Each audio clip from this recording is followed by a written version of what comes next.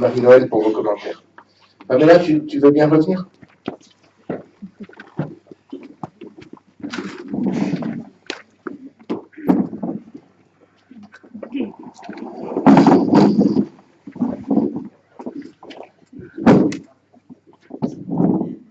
C'est une famille, de toute façon, tu voulais dire quelque chose? Oui, 15 minutes. Eh bien oui, c'est bien ce que j'avais imaginé. C'est une famille, ils arrivent, en fait, c'est intéressant de voir comment ils sont, et vraiment c'est très bien amené, même s'il n'y a pas toutes les infos sur tout le détail de la situation, mais c'est très très bien amené. C'est que vous voyez qu'ils sont quand même assez calmes, par exemple, ils n'arrivent pas en s'engueulant ou un truc comme ça, c'est des trucs qui peuvent arriver des fois. Enfin, peut-être que vous avez vu ça aussi dans votre propre pratique, quoi. Des fois les gens ils arrivent, ils sont tellement survoltés, vous les entendez déjà, ils sont dans la salle d'attente, quoi. Vous voyez, et là ils n'arrivent pas du tout comme ça.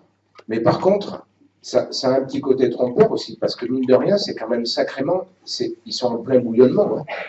Ils sont en plein bouillonnement dans cette famille.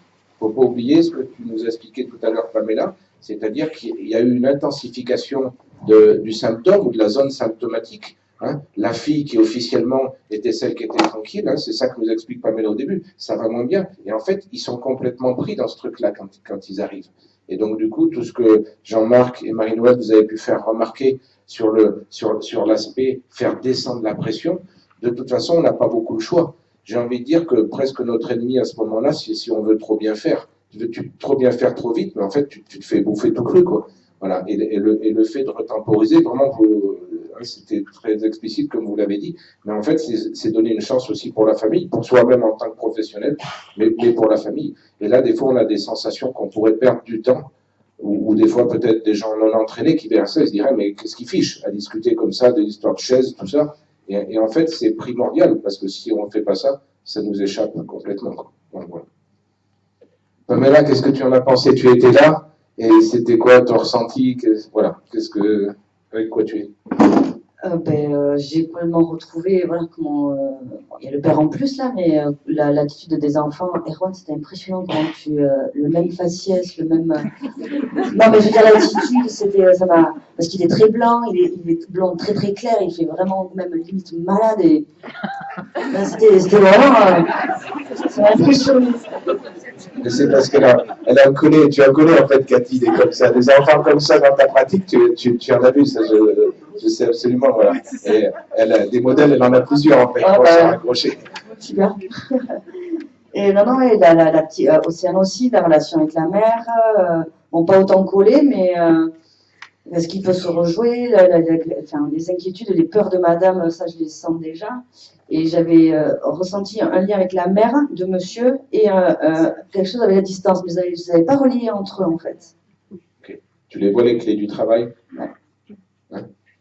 Ça bouillonne et ça symptomatise à tour de bras, parce qu'en fait, évidemment, il y a de l'angoisse chez les deux parents. Ouais. Voilà. Et tu vois la corrélation qui peut exister finalement entre la peur de la mère qui du coup scotche ses enfants et la distance que peut être capable de mettre le père, qui lui a une histoire autour de la distance aussi. En fait, on est au cœur de ce truc-là, comment on va équilibrer cette distance relationnelle. Et bien sûr, ça nous traduit, c'est pas pour parler du mot distance, c'est que ça nous traduit des interactions précises. Ils ont vraiment le problème de ce réglage-là. Et on peut supposer, sans faire un plan sur la comète, mais que dans l'histoire de la création du couple et de la création de la famille de ces personnes-là, il y a dû y avoir de sacrés enjeux autour des distances, tout azimut. Hein. Entre eux, avec les familles d'origine, ça devait y aller à tour de bras. C'est ça. Oui, tu retrouves des choses par rapport aux éléments que tu as. Oui. D'accord. Tu t'imagines pouvoir être dans un entretien ou une séance comme ça, avec la famille? Ce que j'avais prévu de faire, c'est de le faire parce qu'on a une psychologue sur le centre local, de le faire tous les deux en fait. Ben oui, mais on peut être très bien pour faire ça. Je préfère être à deux en tout cas. Ouais. Ouais, on aurait même pu aujourd'hui d'ailleurs. Mais toi, tu avais choisi que je sois à ta place. Tu n'avais pas choisi de m'inviter. Ouais, j'avais envie de prendre du recul parce que je me sentais trop dedans. D'accord, mais l'essentiel, c'est ça, c'est que ce soit utile. Ben oui. Ok, ça marche pour ça? Ça marche, ouais. Très bien. Est-ce que tu as pu penser à quelque chose? Je ne te demande pas forcément de raconter, mais est-ce que pour toi, tu as eu le temps de penser à quelque chose sur l'idée, tu vois, du tiraillement, ce qui est une version de la distance dysfonctionnelle, tu vois, pour des enfants, être tiraillé. Est-ce que pour toi, tu as pu penser à quelque chose comme ça? Ouais, ça m'a renvoyé à moi aussi quand j'étais petite fille, en fait, où je pouvais ma mère pouvait se placer en position de victime, en fait, et c'est comme si j'allais la protéger, faire attention à elle. Et du coup, pas aller contre mon père, mais peut-être ouais, plus à distance de lui, en tout cas, que elle, c'était la pauvre, enfin, pauvre d'elle, enfin, et mon père, du coup, qui était plutôt le bourreau, quoi, et enfin, c'est pas du tout comme ça que je le vois au jour d'aujourd'hui, en tout cas. Bien sûr. Ça me renvoie ça, oui. D'accord. Comme un modèle interrelationnel où il y a quelqu'un qui est plutôt, j'aime bien l'expression que tu emploies, comme la pauvre, et du coup, ben, la pauvre, eh ben, évidemment, on va soutenir ou protéger un petit peu, et du coup, par simple effet presque physique, tu protèges, tu soutiens un petit peu plus, et du coup, tu t'éloignes un peu plus de l'autre. Hein, il y a un modèle comme ça. C'est ça. Très bien. Et là, du coup, tu le connectes bien, tu vois bien que c'est pas pareil, c'est pas la même chose, mais par contre, la thématique, elle peut commencer à y faire penser sur comment les enfants peuvent se positionner avec plus de liberté au fond. Oui, c'est ça. D'accord. Tu es assez à l'aise pour évoquer ça à l'instant, Pamela? Oui. De toi? Oui. Très bien. Ça veut dire que c'est une résonance que tu peux utiliser? Ah oui, enfin, j'espère la réutiliser dans cette situation, en tout cas d'une autre façon. Oui.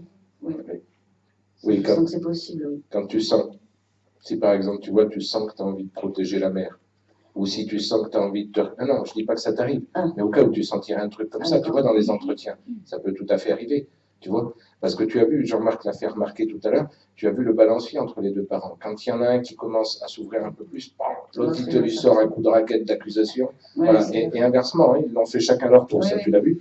Voilà. Et du coup, on peut tout à fait être aspiré, tu comprends, c'est-à-dire avoir envie tantôt de protéger l'un, tantôt de protéger l'autre. Tu vois, et ça, si tu sais le reconnaître, c'est pas grave que ça nous touche. Moi-même, ça me l'a fait tout à l'heure. Oui. Quand j'ai vu le père qui avait l'air, il est là-bas Mathieu, il avait l'air sympa comme tout, tu sais. Et puis tout à coup, purée, parce que la maman, ça se voyait qu'elle avait les griffes sorties. Mais le père, il avait l'air sympa comme tout. Et tout à coup, quand la maman, elle commence à se décontracter un peu, boum, il te lui a envoyé un carton, tu vois, la manipulatrice et tout. Tu vois, c'était terrible, quoi. Et donc, dans un moment comme ça, évidemment, moi-même, ça me suscite, tu vois, le truc. C'est-à-dire que d'un coup, j'ai envie de dire, mais attends, il est en train de nous casser la baraque, et la pauvre, justement, la pauvre, il est en train de lui tirer dessus. Tu vois. Et en fait, quand ça fait ça, si tu l'identifies, la résonance, ça t'aide. Oui, exact. Tu vois cette chose-là? Oui. Oui, mais après, je suis, dans cette famille-là, du moins, je ne suis pas à me dire... pauvre madame ou pauvre monsieur. Je me dis juste qu'ils ont chacun vécu, chacun une histoire qui est vraie pour chacun d'eux, en fait, mais que c'est complètement entendable ce qu'ils vivent l'un et l'autre, mais je me sens pas, en tout cas... J'ai pas du tout l'idée que tu sois pris là-dedans. Non, ça va, mais c'est plus les petits qui viennent plus me toucher. Et c'est ben plus voilà. les enfants, pas que les parents. Et ça aussi, c'est la résonance, c'est la version des enfants de la résonance. C'est-à-dire qu'effectivement, comme ils sont coincés et qu'ils doivent en quelque sorte, pris dans le tiraillement, faire un choix, effectivement, la résonance, elle est utile aussi à ce moment-là. Parce que c'est évident que si tu te mets à trop vouloir surprotéger les enfants, tu vas toi-même rentrer dans cette danse qui est à l'image de ce que la mère, pas Vanessa, mais de ce que la mère voulait faire, tu vois, qui était d'entrer, de m'asseoir du côté du père. Tu comprends ça? Oui. Ça va jouer. Et là, c'est vraiment utile, la résonance, pour à la fois avoir une capacité d'identification et de proximité avec les enfants, mais en même temps, la même capacité d'identification et de proximité avec chaque parent, à égalité. Tu es d'accord avec ça? Oui, je vois bien. Ça paraît jouable? Oui. Enfin, je vais digérer d'abord, et puis après, je verrai comment je le joue. D'accord. Tu veux ajouter une dernière chose, Pamela? Concernant la situation? Concernant tout, on boucle là. Est-ce que tu veux ajouter une dernière chose? Merci aux personnes qui ont participé. Ça m'a permis de voir des choses et de prendre un peu de recul du coup. C'était ça que j'étais venue chercher aussi. Donc, merci beaucoup et aux deux intervenants, bien sûr, et à toi aussi. Hein. Ok, on va discuter encore 5 minutes avec la salle. Va. Ça te va de rester ici? Tu préfères rester ici tranquille ou tu veux redescendre à ta place? Non, ça va. Ça va, c'est tranquille. Ok. Il nous reste 5 minutes, hein, c'est bien ça? Oui. Ouais. Messieurs, dames, s'il y a des remarques ou des questions, le petit moment qui nous reste, c'est avec plaisir. En fait, même moi, la montre que j'ai là, elle marque 7. Ouais, donc en fait, il reste même, en fait... Non, il est 14. Il est 13. Parce que moi, mon problème, c'est que je me suis calqué à cette montre, tu vois. Oui, mais comme tu es lent, ta montre est lente. Messieurs, dames, je vous en prie, si quelqu'un Si quelqu'un Quelqu'un veut veut parler. dire quelque chose. Justement, par rapport au vide, ce matin, Annick et Jean-Louis, vous parliez du vide et de ce vide qui parfois peut nous aspirer pour le remplir parce qu'il est angoissant. Et je trouve que dans le travail, ce ralentissement que tu donnes toujours, justement, et à accepter ce vide-là, mais qui permet aussi de ralentir et d'éviter de combler ce vide juste par l'agitation ou l'angoisse. Et du coup, cette plaisanterie sur la lenteur, en fait, tu fais bien toucher la différence entre le timing intérieur et le timing extérieur et comment il faut respecter ça dans le travail aussi. Alors, oui, voilà. Bonjour. Quand ils sont rentrés dans la salle, en fait, vous aviez déjà installé la salle comme si c'était votre bureau. Et c'est vrai que quand on travaille en MST ou moi je travaille plutôt dans un établissement, dans un lycée, en fait, on ne pense pas forcément à l'aménager comme on le souhaiterait. Et du coup, on est souvent derrière le bureau et les chaises sont positionnées devant. Donc finalement, avec le temps et avec l'expérience, au fur et à mesure, je me dis que oui, c'est vrai, c'est un petit peu obsolète. Mais surtout dans un lycée, quand on convoque comme ça les parents avec les élèves, c'est systématique. Il y a 2 clans. C'est toujours face à face et derrière des tables. Et ça m'a intéressée parce que moi, j'ai toujours envie de mettre au milieu. Quand je rentre, je me sens ni forcément. J'ai pas envie de faire partie ni avec l'un ni avec l'autre. J'ai envie d'être là et de discuter avec tout le monde puisque c'est censé être une conversation et un échange. Mais voilà, je me disais, sur le coup, je dis tiens, comment on pourrait faire évoluer ça pour qu'il n'y ait plus cette distance déjà de table et de positionnement. Voilà, ça m'a plu. Eh bien, comment le faire évoluer? Mais là, pour le coup, c'est très simple. Il suffit, chère madame, vous poussez votre bureau dans un coin de la pièce, parce qu'un bureau, c'est utile, hein, il faut bien avoir quelque chose pour poser les papiers, l'ordinateur, tout ça, donc c'est utile, il n'y a pas de problème. Vous le poussez contre un mur dans un coin de la pièce et vous installez les chaises de façon arrondie ou ovalisée, mais d'une façon qui permet au fond que chacun se voit et puisse se parler. Voilà. Et le signe distinctif du fauteuil, c'est ce que je fais dans ma propre pratique. C'est-à-dire que la seule chose qui marque, je dirais, ma place, parce que ça, c'est, je le pense, ma responsabilité à moi en tant que professionnel et ma manière de montrer que j'y suis. La seule chose qui marque ma place, c'est que mon fauteuil a un signe distinctif. Il a, non, les autres aussi ont des accoudeurs, il a un dossier un peu plus haut. Il a aussi des roulettes parce que je les utilise, c'est précieux. Donc, parfois pour me détendre, mais ça c'est une parenthèse.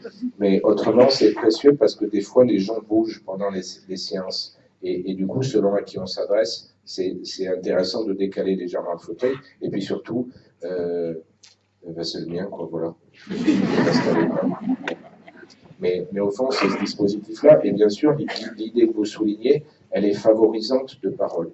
La seule chose qui est où il peut y avoir une précaution, ça c'est pareil, je vous dis comment moi je le vis, c'est que quand on fait des entretiens à deux, puisque c'est ta remarque, je ne permets pas que quelqu'un s'installe entre nous.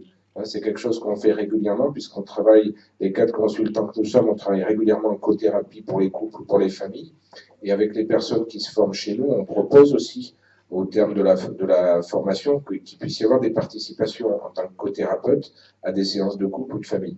Et ça, par contre, c'est quelque chose à quoi c'est vraiment un point de vigilance. On est toujours assis, on n'est pas coupé par quelqu'un de la famille. Il faut que ce soit une relation pour aider à la relation. Vous voyez ce que je veux dire? Et donc là, il faut qu'il y ait une stabilité, une fluidité en termes de communication. Si on avait fait ça tout à l'heure, si ça avait été le choix de Pamela, on se serait assis d'un côté ou d'un autre, ou peu importe, mais on se serait assis tous les deux à côté. Mais vraiment, c'est facile à aménager tout ça. Et évidemment, ça favorise, vous le disiez très bien, la parole. Est-ce que quelqu'un peut dire une dernière chose? Moi, je...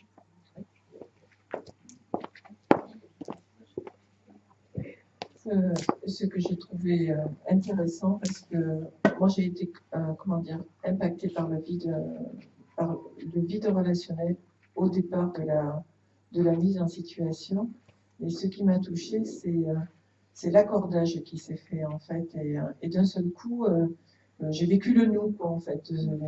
Le nous thérapeutique, c'est-à-dire on est ensemble à essayer de comprendre pour accompagner, alors en passant de l'un à l'autre, mais on a bien vu l'unité du système, enfin pour moi en tout cas, l'unité du système parce qu'on s'est reliés. Voilà.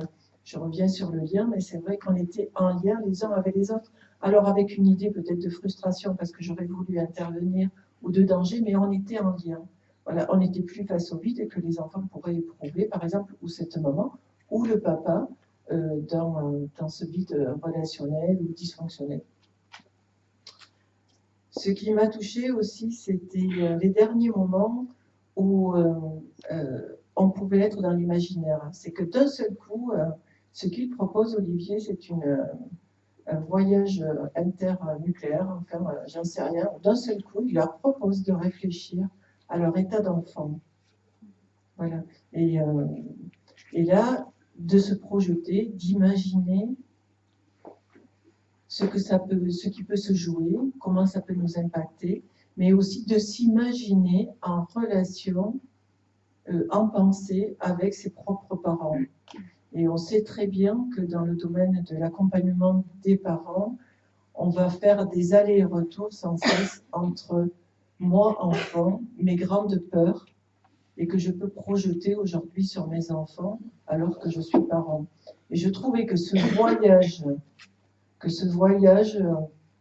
qui pour moi se situe quand même encore dans l'imaginaire, pour créer ou pour amener de la créativité relationnelle dans notre assemblage, là, pour moi, ça m'a beaucoup touchée en fait, ce moment-là. Voilà. Ok, pour boucler, c'est tellement précis ce que tu dis, Roselyne. Tu vois comment le deuxième point rejoint la résonance. Hein, tu y es déjà. Voilà. Hein. Tout le monde suit bien cette chose-là. Le deuxième point que vient d'indiquer Roselyne, hein, c'est-à-dire ce qui va être proposé aux parents, le voyage en pays d'enfance. Pour l'instant, voyage imaginaire, mais au moins ça fait exister la possibilité. C'est exactement le même point de résonance qu'on va travailler. C'est comme la chance de continuer à apprendre avec les personnes qu'on rencontre. Il y a quelque chose de très touchant par rapport à cette chose-là. Et on est en plein, pour le premier aspect de ce que tu soulignes, on est en plein sur ce que j'appelais tout à l'heure un groupe transversal, c'est-à-dire que nous formons un assemblage. Tout à coup, c'est pas juste la famille, c'est pas juste Pamela ou Pamela et sa collègue, c'est le groupe à connotation familiale familiale et professionnelle, que compose Pamela et sa collègue et la famille. Tout le monde comprend bien cette chose-là. C'est cet assemblage-là qui travaille. Et si cet assemblage-là est capable d'évolution, chacun des membres composant l'assemblage va aussi être capable d'évolution.